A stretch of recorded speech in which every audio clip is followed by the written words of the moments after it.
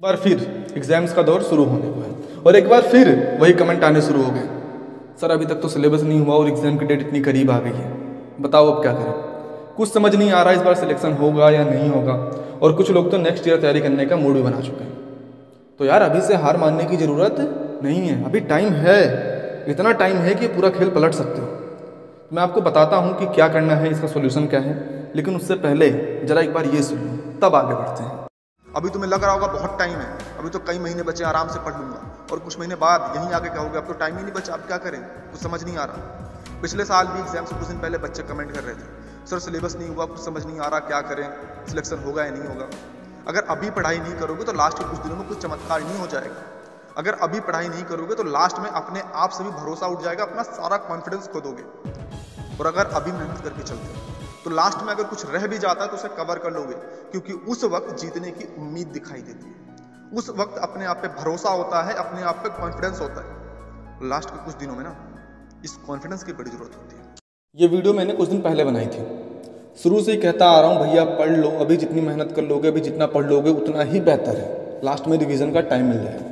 लेकिन नहीं, आपने मेरी बात नहीं मानी, आपको लगा मैं सब कुछ यूं ही हवा में बोल रहा हूँ। आप कल के भरोसे बैठे थे, अरे कल से पढ़ लूँगा, अभी बहुत टाइम है, कल से पढ़ूंगा, कल से पढ़ूंगा।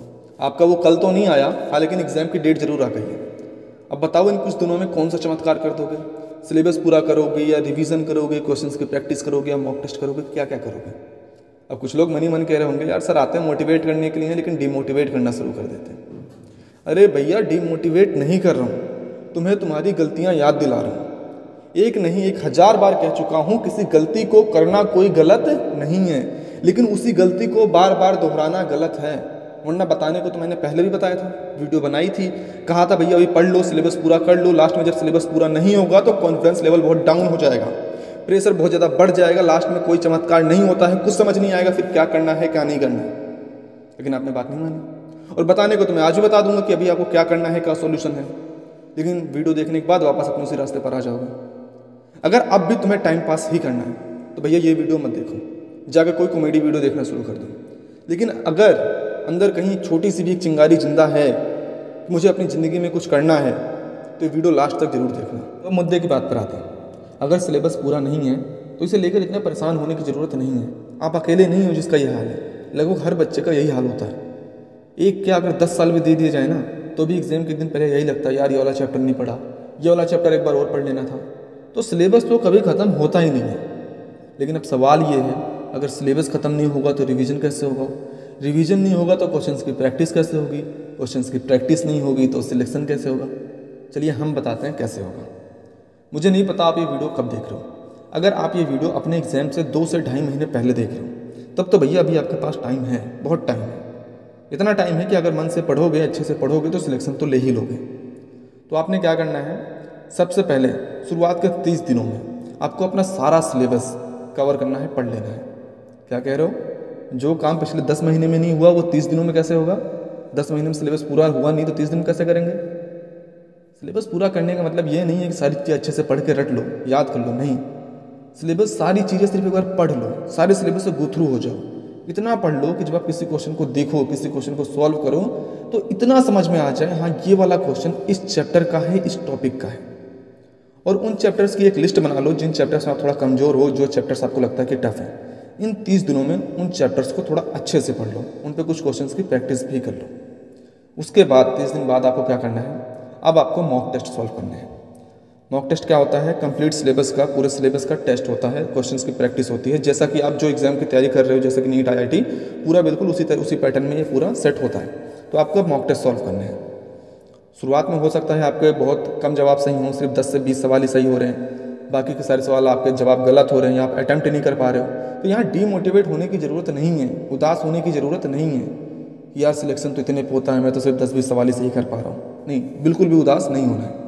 अब आपको क्या करना है, अपने हर क्वेश्चन को, जो आपके सही हुए हैं, जो गलत हुए या जिन्हें आप अटैम्प्ट नहीं कर पाए, जिनमें आपको डाउट है, हर क्वेश्चन को एनालाइज करना है, सॉल्व करना है। कैसे सॉल्व करना है, क्वेश्चन देख के आपको ये तो समझ आ ही जाएगा कि ये क्वेश्चन इस चैप्टर का है, इस टॉपिक का है। आपको फ़ौरन किताब खोलनी है, वो चैप्टर देखना है, वो टॉपिक उठाना है और उसे अच्छे से पढ़ना है और क्वेश्चन को सॉल्व करना है। इसी तरह आपको सारे क्वेश्चन सॉल्व करने हैं। इसमें टाइम लगेगा, अच्छा खासा टाइम लगेगा और अच्छी खासी मेहनत भी लगेगी, लेकिन जब आप रोज़ इसी तरह एक मॉक टेस्ट सॉल्व करोगे, इससे सबसे बड़ा फ़ायदा ही होगा, रोज़ आप अपने पूरे सिलेबस से गो थ्रू हो जाओगे, रोज़ आप अपना पूरा सिलेबस कवर कर रहे हो। जो टॉपिक आपका पीछे रह गया था, आप यहाँ पे वो टॉपिक्स भी अच्छे से कवर कर लोगे। रोज़ आपका पूरे सिलेबस का रिवीजन हो जाएगा, रोज़ आप कुछ क्वेश्चंस की प्रैक्टिस कर रहे हो, रोज़ आप एक मॉक टेस्ट सॉल्व कर रहे हो। और एग्जाम से कुछ दिन पहले हमें करना क्या होता है? यही तो करना होता है, रिवीजन करना है, क्वेश्चंस की प्रैक्टिस करनी है। तो इस तरह आपका सिलेबस भी पूरा हो जाएगा, रिवीजन भी हो जाएगा, क्वेश्चंस की प्रैक्टिस भी हो जाएगी। और अब अगर ये सोच रहे हो कि पहले सिलेबस पूरा करेंगे, फिर रिवीजन करेंगे, फिर क्वेश्चंस की प्रैक्टिस करेंगे, फिर मॉक टेस्ट करेंगे, तो भैया सिलेबस ही नहीं पूरा हो पाएगा, तो रिवीजन कब करोगे, क्वेश्चंस की प्रैक्टिस कब करोगे? तो ये तो बात हुई उनके लिए जो ये वीडियो एग्जाम से 2-2.5 महीने पहले देखते हैं। लेकिन अगर आप ये वीडियो 30 दिन पहले अपने एग्जाम से 1 महीने पहले देखते हो, तब तो बहुत कम टाइम बचा है। लेकिन अब हार मान के बैठ भी नहीं सकते हैं, तो अब आपको क्या करना है? आपको शुरुआत के 1 हफ्तों में अपने सारे सिलेबस से गो थ्रू हो जाना है। सिर्फ इतना पढ़ लेना है कि जब आप किसी क्वेश्चन को देखो तो इतना समझ आ जाए, हाँ ये क्वेश्चन इस चैप्टर का है, इस टॉपिक का है, बस। उसके बाद अब आपको मॉक टेस्ट सॉल्व करना है। जब आप मॉक टेस्ट सॉल्व करोगे तो हो सकता है शुरुआत में आपके बहुत कम जवाब सही हो रहे हैं, सिर्फ 10 से 20 सवाल ही सही हो रहे, बाकी आप अटैम्प्ट ही नहीं कर पा रहे। यहाँ पर डीमोटिवेट होने की ज़रूरत नहीं है, उदास होने की ज़रूरत नहीं है। आपको हर एक क्वेश्चन को सॉल्व करना है। क्वेश्चन देख के समझ आ जाएगा ये क्वेश्चन इस चैप्टर का है, इस टॉपिक का है। आपको टॉपिक उठाना है, पढ़ना है अच्छे से और क्वेश्चन को सॉल्व करना है। इसी तरह आपको सारे क्वेश्चन सॉल्व करने हैं और रोज़ एक मॉक टेस्ट सॉल्व करना है। इससे आपका सिलेबस पूरा हो जाएगा, रिवीजन हो जाएगा, क्वेश्चंस की प्रैक्टिस भी हो जाएगी। हाँ, लेकिन इसमें टाइम लगेगा, अच्छा खासा टाइम लगेगा, मेहनत भी लगेगी। नॉर्मली जो एक मॉक टेस्ट होता है वो 3 घंटे में हो जाता है, 3 घंटे का टाइम मिलता है। लेकिन इसमें आपको 10 से 12 घंटे लगेंगे, लगातार आपको पढ़ना पड़ेगा, मेहनत लगेगी। हाँ, लेकिन एक चीज़ पूरे यकीन के साथ कह सकता हूँ, अभी आप ये सोच रहे हो कि सिलेक्शन होगा या नहीं होगा, लेकिन अगर इन 30 दिनों में ढंग से मेहनत कर दी तो एग्ज़ाम के 1 दिन पहले अपने मुंह से ये कह के जाओगे, इस बार मेरा सिलेक्शन होगा, इस बार 1 सीट तो पक्की है। लेकिन सिलेक्शन के लिए तो पढ़ना पड़ेगा, मेहनत करनी पड़ेगी। मेरा क्या है, मैंने तो पहले भी समझाया था, भैया पढ़ लो, लास्ट में उम्मीद टूटने लग जाती है, कुछ समझ नहीं आता, पर आपने मेरी नहीं सुनी। आज भी बता के जा रहा हूँ, मर्जी तुम्हारी है, तुम्हें क्या करना है। जब रिज़ल्ट आएगा, जिन बच्चों का सिलेक्शन नहीं होगा उनके लिए वीडियो बनाऊंगा, उन्हें समझाऊंगा भैया एक रेस हार जाने से ज़िंदगी ख़त्म नहीं हो जाती है, उन्हें मोटिवेट करूंगा। तो मैं बस इतना चाहता हूँ, जब मैं वीडियो अपलोड करूँ तो आप उस वीडियो के नीचे कमेंट करो, सर मेरा यहाँ सिलेक्शन हो गया, मेरा सिलेक्शन हो गया, बस।